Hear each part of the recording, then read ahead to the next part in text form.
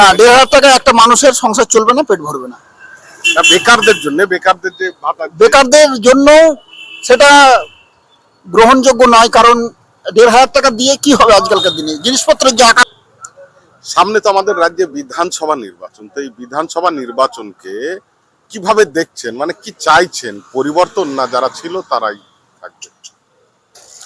আমরা চাইছি, আমার ব্যক্তিগত মতে, মানুষ যাকে ভোট দিবে এমন একটা সরকার আসবে পশ্চিমবঙ্গে, বা এমন একটা সরকার গঠন করতে চাইছি, এমন একটা সমাজ পরিবর্তন করতে চাইছি যেখানে শিক্ষা, স্বাস্থ্য, কর্মসংস্থান, বেকারদের কাজ, যেখানে আমাদের পশ্চিমবঙ্গ পিছিয়ে আছে, শিক্ষা, স্বাস্থ্য, শিল্প কিছুই নেই আমাদের পশ্চিমবঙ্গে।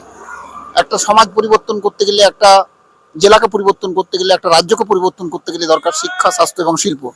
তাই এই শিক্ষা, স্বাস্থ্য এবং শিল্প তিনটিকে পরিবর্তন করতে হবে। তো আপনি বলতে চাইছেন যারা এই ধরনের আর কি কাজ করবে তাদেরই হচ্ছে গিয়ে সরকারে আসা উচিত? হ্যাঁ, তাদেরকে আমরা বিকল্প সরকার হিসেবে চাইছি, যারা শিক্ষা, স্বাস্থ্য, শিল্প তিনটিকে পরিবর্তন করতে পারবে, বেকারদের কাজ দিতে পারবে, কর্মসংস্থান করতে পারবে, তাদেরকে আমরা চাইছি।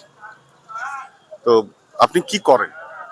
আমি কম্পিটিটিভ এক্সামের জন্য প্রিপারেশন নিচ্ছি। বেকার ভাতা পান? না, বেকার ভাতা আমি পাই না।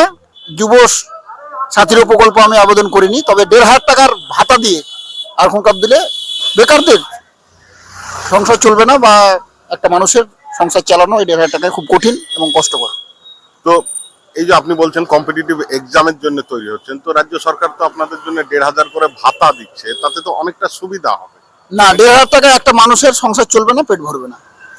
বেকারদের যে ভাতা বেকারদের জন্য সেটা গ্রহণযোগ্য নয়, কারণ ১,৫০০ টাকা দিয়ে কি হবে আজকালকার দিনে জিনিসপত্রের যে আকাশ ছোঁয়া দ্রব্যমূল্য বৃদ্ধি পাচ্ছে, এতে ১,৫০০ টাকায় চলে না। বেকারদের চাকরি নেই, কারখানা নেই, শিল্প নেই। তো কি চাইছেন, এই সরকারের পরিবর্তন? আমরা পরিবর্তন চাইছি, এমন একটা সরকার আসবে যেখানে শিক্ষা, স্বাস্থ্য, শিল্প তিনটেরই উন্নতি হবে, বেকাররা কাজ পাবে। সকলের জন্য শিক্ষা চাই, শিক্ষা শেষে কাজ চাই। কেউ শিক্ষা কমপ্লিট করে কলেজে বিএ পাস করে, এমএ পাস করে, অনেক ছেলে পিএইচডি করে বসে আছে, সেটা যেন না হয়। অনেক অনেক ধন্যবাদ।